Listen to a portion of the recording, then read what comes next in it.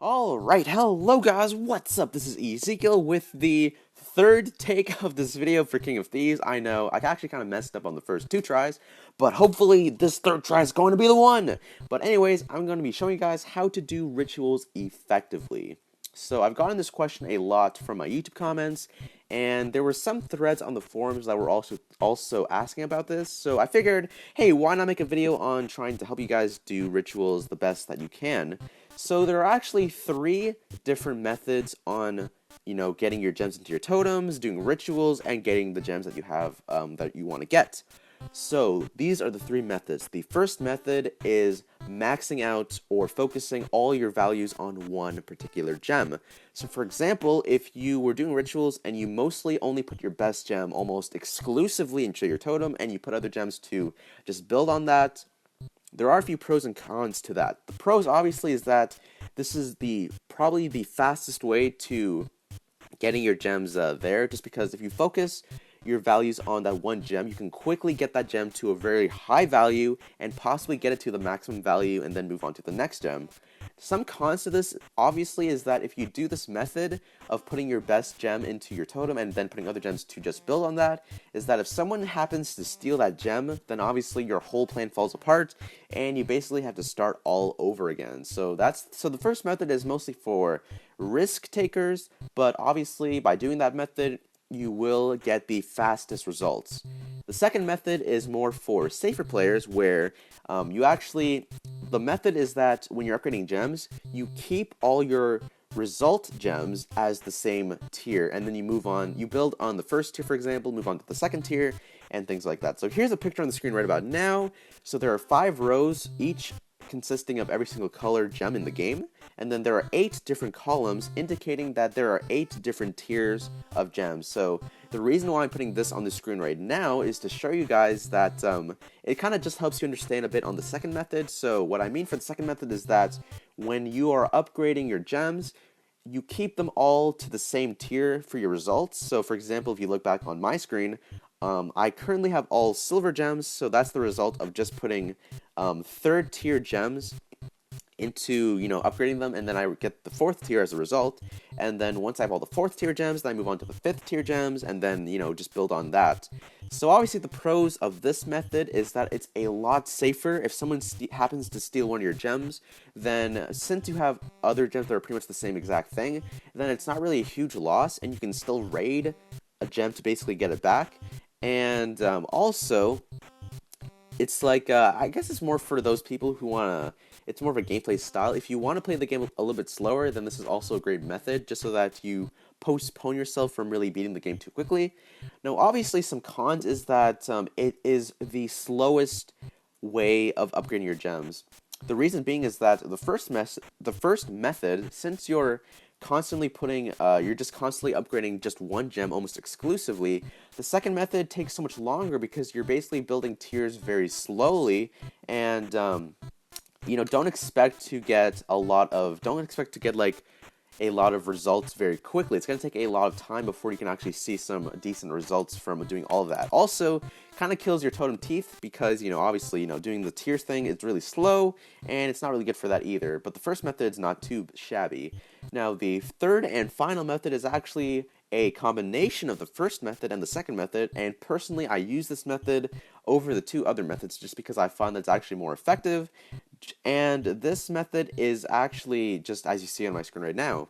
So you see that I do have one super gem right over here, but then I do have a bunch of other gems that are the same tier, more or less, over here. So essentially the third method is just a different combination. What you do is that instead of so for example, for the first tier, instead of focusing all your value gems on just one particular gem, I kind of spread it out into other gems as well. So I'm not just focusing on this gem exclusively because I want to save it and protect it from people from stealing it. Then I combine the second method where I'm actually getting all the gems to the same tier. In this case, it's tier number 4.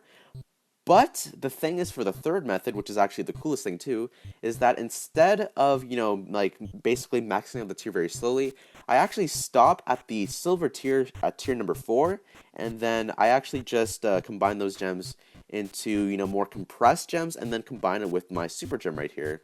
So pros and cons for the third method is that it actually doesn't have any real pros. It's mostly just a combination of the first method and the second method. So it kind of shares some of the pros. So this method is decently fast and it's decently safe, but it does share the same cons as the first two methods as well. So it's still a little bit slow, and it still has also the risk, because when I do put my super gem into my totem, then there's the risk of losing that gem if someone happens to steal it. Now, there are a few little, I guess you want to call it cheats or tips that I could say to kind of help it out. So my first tip, which helps greatly for the first method and the third method, even though it's kind of a little bit expensive, is that when you're upgrading your super gem in either the first and third method, then you should use orbs to speed up the process instantly, so that you know that you're not going to lose your gem. Now, obviously, for the first method, you can't do that every single time. It's too expensive. But for the third method, yeah, it's pretty much okay, because, occasionally, I don't actually upgrade my super gem all the time. I only do it when I finally have all the right, I've kind of combined all my other gems together, and then I put it with my super gem, and then I just speed up with some orbs, just to make sure that I don't lose the gem, because I really don't want to. And sorry that I'm speaking a little bit too fast as well. Then another tip is that, if you're doing the second method or the third method, just never put really good gems or unbalanced gems together in the totem. So you want to try to keep your upgrading gems consistent. So try to keep that at the same level or the same value, more or less. So in my case, it's about 2,000 and 1,000, so around 1,500 is about the limit where I can go for my gems. So, don't put like an 8,000 gem with like a 100 gem. It just doesn't make any sense. So try to keep your gems more or less at the same value, so that when you're upgrading them, you're actually getting a decent result. So in my case, it's 5,000. That's actually pretty good, so it's not too horrible in my case, because I'm doing the third method, obviously. And another tip is that, and this is probably the most important tip, so this is the final tip, the final trick to keep in mind when you're using either of the three methods, is that there is always, so no matter what you do, no matter how you're upgrading your gems or how good your base is, there's always the risk of someone stealing your gem. And even if your gem defense chance is 65%, which is the actual maximum, then there's always still that chance that someone can steal your gems. We have potions, we have white shadows roaming around the world, so you have to be very careful on how you do this. So it also just depends on your gameplay style. If you really want to be the risk taker, then sure, go ahead and do it if you really want to get the best results. Or if you're more of a safer player, then sure, just take it slow and steady, and despite not getting the best results very quickly, you will get them over time. So really, the three methods that I've just explained will vary depending on your personal gameplay style. Personally, I like the third method the best, just because it's relatively safe and it's relatively quick as well. So it just depends on. Oh yeah, that's one more thing. The results on your totem things will vary on both your rating and the gems that you mine. So just keep that in mind as well. But essentially, that's going to be for this video, guys. I hope that the three methods that I've just explained you'll choose one of them, and then you'll do it, and then you'll see how the results will fare. So again, just as a recap, the first method is only upgrading one gem exclusively, so making the super gem. And pros and cons is that it's going to be very fast for very fast results, just very dangerous if someone steals it. The second method is the much slower paced one, where you actually just upgrade your gems, make them all the same tier, and then once all your result gems are the same tier, move on to the next tier. So pros and cons is that the pros is that it's very safe.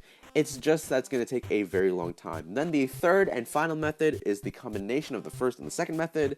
So really, it just shares the same pros and cons. So it's it's relatively fast, relatively safe, but it's relatively risky and relatively slow as well. So there's just those things to keep in mind.